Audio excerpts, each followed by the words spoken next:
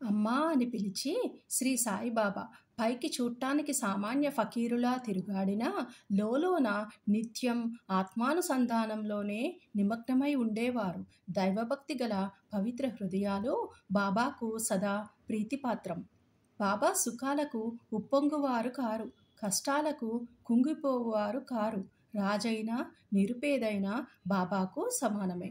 తన దృష్టి మాత్రం చేతనే ముష్టివాణిని చక్రవర్తిని చేయగల శక్తి ఉన్నప్పటికీ బాబా ఇంటింటికి తిరిగి భిక్షమెత్తుకునేవారు. బాబా వారి భిక్షాటనా విధానం ఎటువంటిదో తెలుసుకుందాం. మొదట షిరిడీ ప్రజలు బాబాను ఒక పిచ్చి ఫకీరుగా భావించి అదే దృష్టితో చూస్తూ అదే పేరుతో పిలిచేవారు. పొట్టపోసుకోవటం కోసము రొట్టె ముక్కలకై గ్రామంలోని భిక్షనెత్తుకునే పేద ఫకీరంటే ఎవరికి గౌరవం ఉంటుంది? కానీ ఫకీరు రూపంలో ఉన్న బాబా విశాల హృదయులు, ఉదారులు, ధనాపేక్ష లేస మాత్రంగానైనా లేని నిరాసక్తులు. పైకి చూడటానికి బాబా చెంచలునిగను స్థిరత్వం లేనివారిగాను కనిపించినను నిజానికి బాబాలోన స్థిరచిత్తులు. బాబా చర్యలు అంతుపట్టనివి. షిరిడీ కుగ్రామంలోని కూడా బాబాను ఒక గొప్ప మహాత్మునిగా గుర్తించి సేవించిన ధన్యజీవులు కొద్దిమంది ఉన్నారు.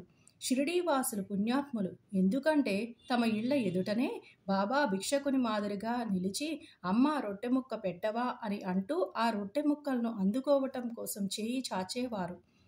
చేత ఒక రేకుడబ్బా పట్టుకుని భుజానికి ఒక గుడ్డజోలి తగిలించుకుని బాబా భిక్షాటనకు వెళ్ళేవారు. బాబా కొన్ని ఇళ్లకు మాత్రమే భిక్షకు వెళ్ళేవారు.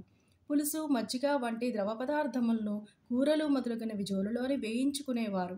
బాబాకు రుచి అనేది లేదు. బాబా నాలుకను స్వాధీనంలోని ఉంచుకున్నారు. వారికి రుచుల పట్ల ఆసక్తి లేదు. భిక్షలో వచ్చే అన్ని పదార్థములను రేకుడబ్బాలోనూ జోలెలోనూ వేయించుకునేవారు. అన్ని పదార్థాలను ఒకేసారి కలిపివేసి భుజించి సంతృష్టి చెందేవారు. పదార్థాల రుచిని పాటించేవారు కాదు. బాబా నాలుకకు రుచి అనేది లేనట్టు కనిపించేది. బాబా భిక్షకు ఒక పద్ధతి, కాలనియమం అంటూ లేకుండేవి. ఒక్కోసారి కొన్ని ఇళ్ల వద్ద మాత్రమే భిక్ష చేసేవారు. ఒక్కొక్కసారి రోజులోని 12 సార్లు కూడా భిక్షకు వెళ్ళేవారు. భిక్షలోని దొరికిన పదార్థాలన్నింటినీ ఒక మట్టి పాత్రలోని వేసేవారు. ఆ పాత్రకే కొలంబా అని పేరు. దానిలోని ఆహార పదార్థములను కుక్కలు, పిల్లులు, కాకులు విచ్చలవిడిగా తినేవి. బాబా వాటిని తరిమేవారు కారు. షిరిడీవాసులు కూడా ఎవరికి కావలసిన పదార్థములను వారు ఇష్టానుసారం తీసుకుని పోయేవారు. బాబా వారిని నివారించేవారు కారు. మసీదును నిత్యం తుడిచి శుభ్రం చేసే స్త్రీ 10-12 రొట్టె ముక్కలను నిరాటంకంగా తీసుకుపోయేది. కుక్కలను, పిల్లుళ్ళు కూడా బాబా కలలో సైతము అడ్డుపెట్టేవారు కారు. ఆకలితో ఉన్న పేదలు కడుపు నింపుకుంటే ఎవరైనా అడ్డు చెప్తారా? ఫకీరు పదవియే నిజమైన మహారాజా పదవి. అదియే శాశ్వతం. మామూలు సిరి సంపదలు క్షణభంగురాలు అని బాబా అనేవారు. ఆ పావన చరితుని జీవితం వంటి జీవితమే మిక్కిలి ధన్యమైనది. ఎవరి హృదయమందు సదా వాసుదేవుడు నివసిస్తుంటాడో అట్టి మహాత్ములు ధన్యులు. అట్టి మహాత్ముల సాంగత్యం లభించిన మన వంటి భక్తులు గొప్ప అదృష్టవంతులు. సాయిబాబా తాను దైవమని, భగవంతుడినని చెప్పుకోలేదు. తాను భగవంతుడికి వినయపూర్వకమైన సేవకుడిని మాత్రమేనని పదే పదే చెప్పుకున్నారు. అల్లా మాలిక్ అనేది బాబా నాలుకపై నిత్యం నాట్యమాడే భగవన్నామ స్మరణ. అల్లా అందరికీ మంచి చేస్తాడని నిత్యం అందరికీ చెబుతూ ఉండేవారు. సాయి దర్బారులోని పండితులు, పామరులు, ధనవంతులు, బీదలు, అగ్రవర్ణాలు, నిమ్న వర్గాలు అందరూ సమానులే. నానాసాహెబ్ చంద్రోర్కరు, కక్కాసాహెబ్ దీక్షిత్, హరివినాయక సాటే వంటి ప్రముఖులు, సంపన్నులతోని పాటే మహల్సాపతి మాధవరావు దేశపాండే సామాన్యులు, మరో ప్రక్క బాగోజీ షిందే వంటి కుష్ఠరోగ భక్తులు ఏకకాలంలో బాబాను యథాశక్తి సేవించుకోగలిగారు. బాబా అందరినీ సమానంగానే చూశారు. శ్రీ సాయినాథాయ నమః. నా గురించి మాత్రమే ఆలోచించు, నా మాటలనే పలుకు, నా నామాన్నే స్మరించు, నా రూపాన్ని మాత్రమే చూడు, నా లీలలను మాత్రమే చదువు. ఇదే సాయితత్వమనియు గ్రహించు. సాయితత్వమే సర్వమనియు తెలుసుకో. ఓం శ్రీ సాయినాథాయ నమః. బిడ్డల శ్రేయస్సు కోరే మాతృసాయి. వేదాలు, పురాణాలు, బ్రహ్మమును లేదా సద్గురువును సరిగా పొగడలేవు.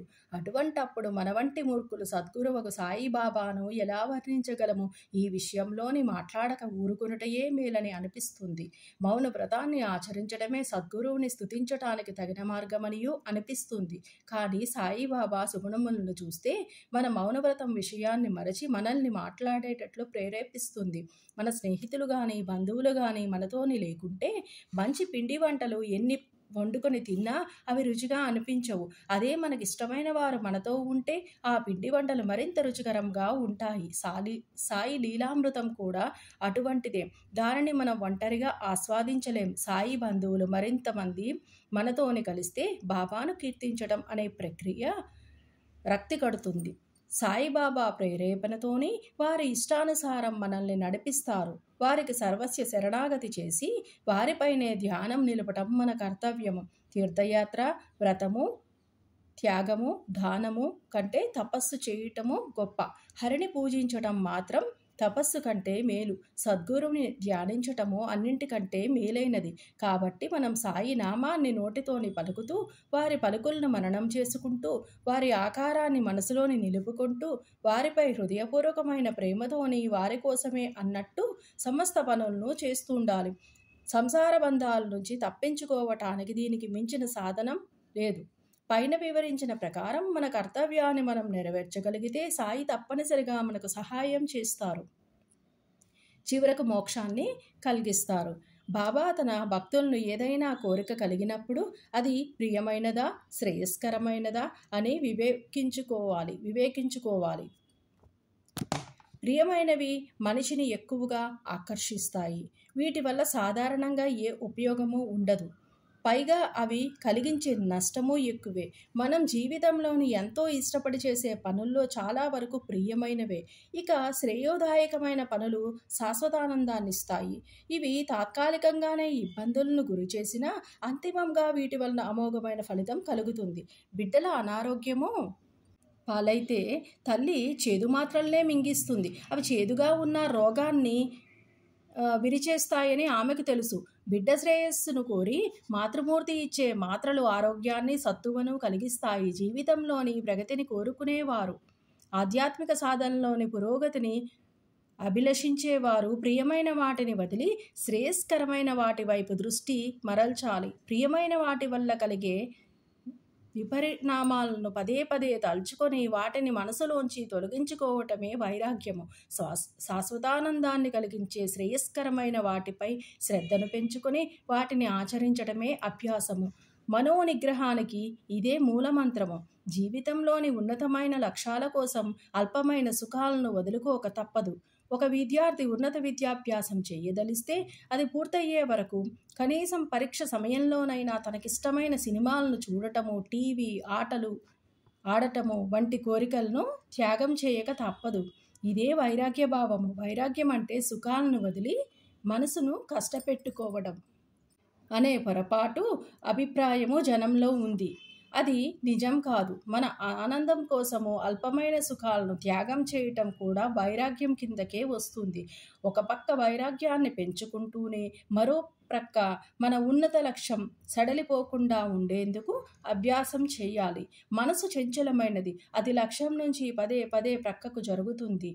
అలా జరిగినప్పుడల్లా దానిని వెనక్కి మరల్చాలి. ఇలా కొంతకాలం అభ్యాసం చేస్తే మనసు లక్ష్యం వైపే కేంద్రీకృతమవుతుంది. మనోనిగ్రహాన్ని సాధించేందుకు దీన్ని మించిన మార్గం లేదు. శ్రీ సాయినాథాయ నమః. ఆకాశాన్ని బుట్టతోని మూయవచ్చు, వర్షబిందువులను లెక్కించవచ్చు, కానీ నా లీలల్ని 1000 నాల్కలు గల ఆదిశేషుడు కూడా వర్ణించలేడు.